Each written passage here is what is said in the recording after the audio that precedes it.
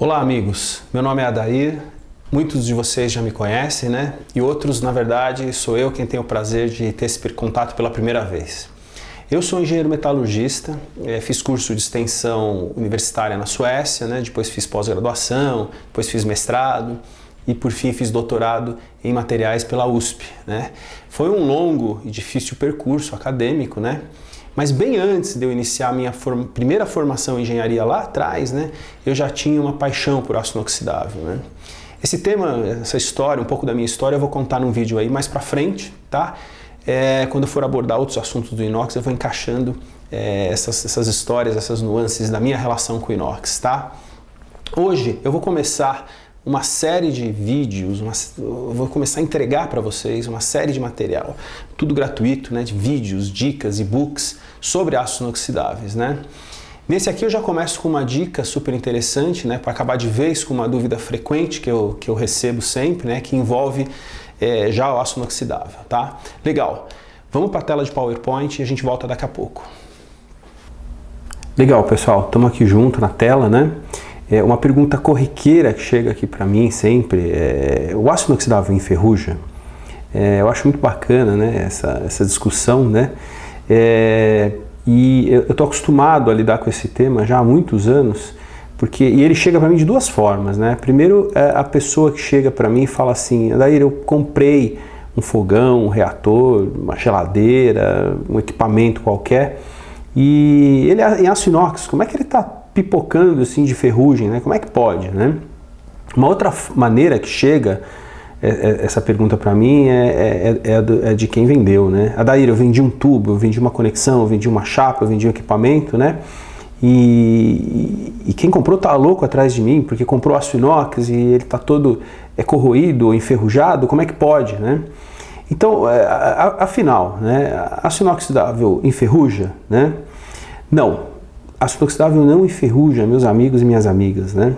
Mas para a gente entender o porquê ele não enferruja, eu preciso nivelar dois conceitos rápidos, né? Para a gente poder continuar explicando isso, né? O primeiro conceito importante é o da passivação, né?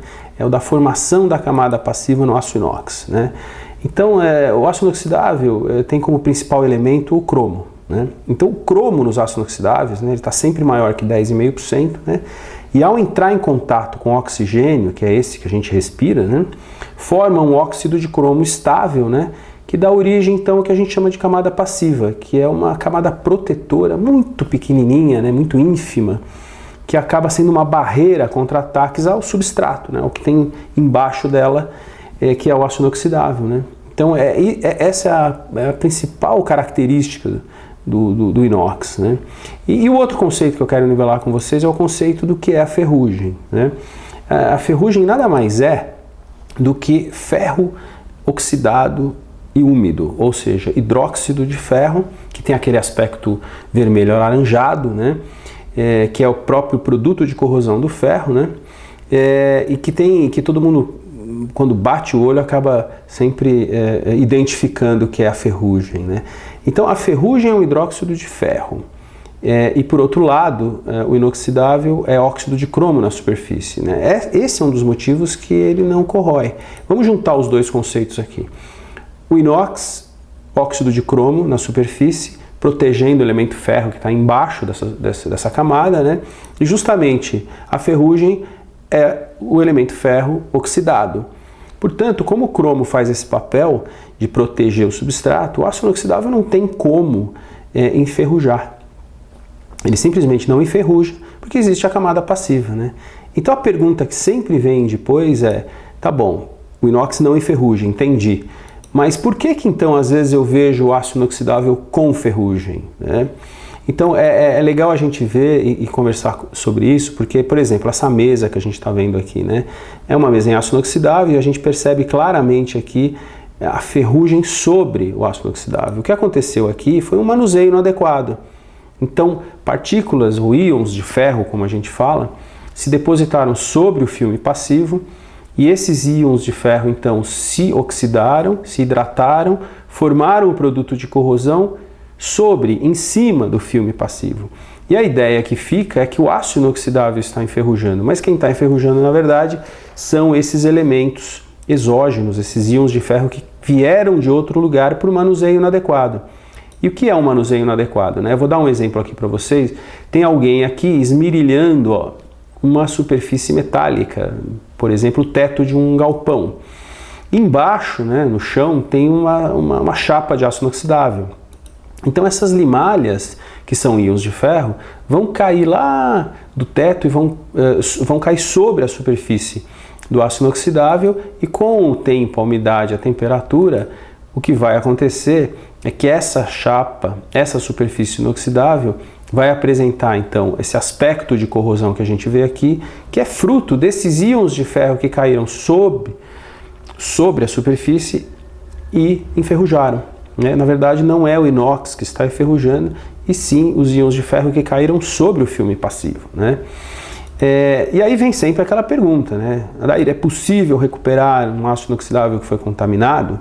Sim, é possível, né? Vamos olhar esse exemplo aqui, né? Eu tenho aqui antes um recipiente, aí, um local todo oxidado, né? Onde a gente vê a contaminação, ele era 304L, está todo aço inoxidável 304L, todo contaminado. E aí eu faço então o quê? Um banho químico, que a gente chama de decapagem e passivação, à base de ácido nítrico e fluorídrico, né?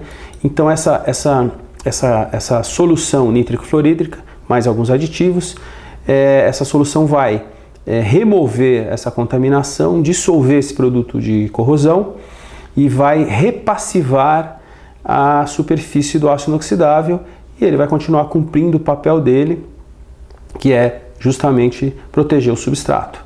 Então há recuperação através de decapagem e passivação, que é a decapagem química, como a gente costuma chamar, tá? Bom, pessoal, então o que eu tenho que fazer, né? Quais são as dicas para que eu evite algum tipo de contaminação sobre a minha superfície de aço inoxidável, né? A primeira coisa importante é eu evitar o contato direto do inox com aço carbono.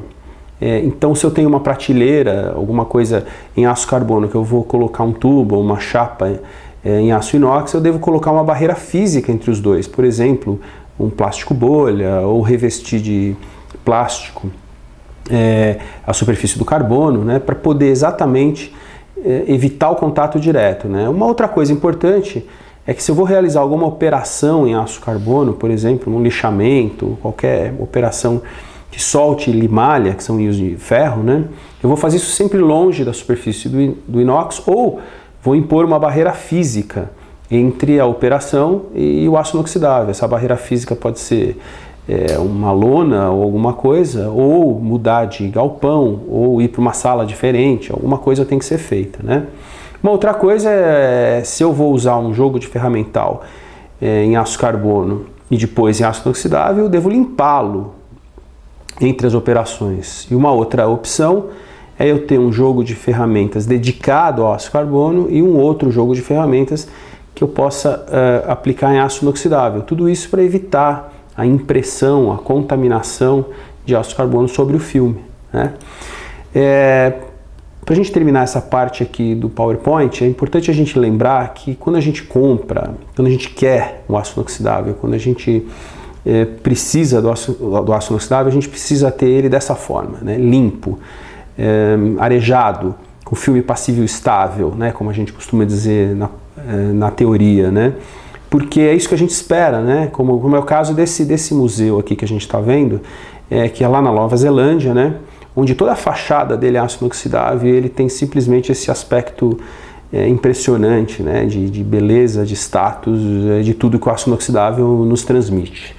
Bom, legal, vamos voltar para o vídeo agora, que eu vou me despedir de vocês e também vou contar o que vem aí pela frente, tá bom? Vamos lá.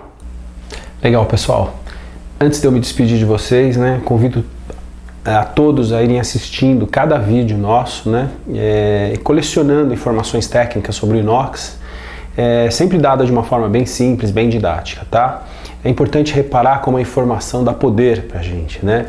Se eu passo a entender melhor um fenômeno, né, ligado ao aço inoxidável, aqui no caso, por exemplo, né, isso vai potencializar meu desempenho, né, seja como vendedor, como comprador, como inspetor, usuário, né, ou responsável pela manutenção de algum equipamento, né.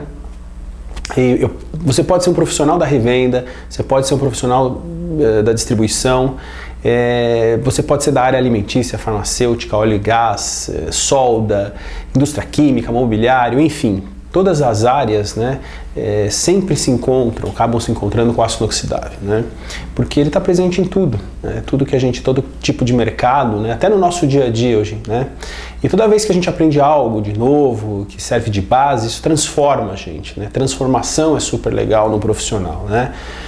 Eu espero que vocês tenham gostado do tema de hoje. Vou continuar falando sobre ácido inoxidável, né? Vou pedir para vocês interagirem com a gente, né? Tem um campo embaixo dessa tela do vídeo aqui, onde vocês podem enviar comentários, pedir o próximo tema, falar da experiência de vocês, expectativa de vocês em relação ao ácido inoxidável, né? E, por favor, não percam o próximo vídeo, tá? Vai ser demais, a gente vai falar um pouco de corrosão no mundo, né? Alguns números, ainda vou juntar com alguma aplicação incrível sobre ácido inoxidável. Obrigado mais uma vez e, gente, treinar sempre. Obrigado.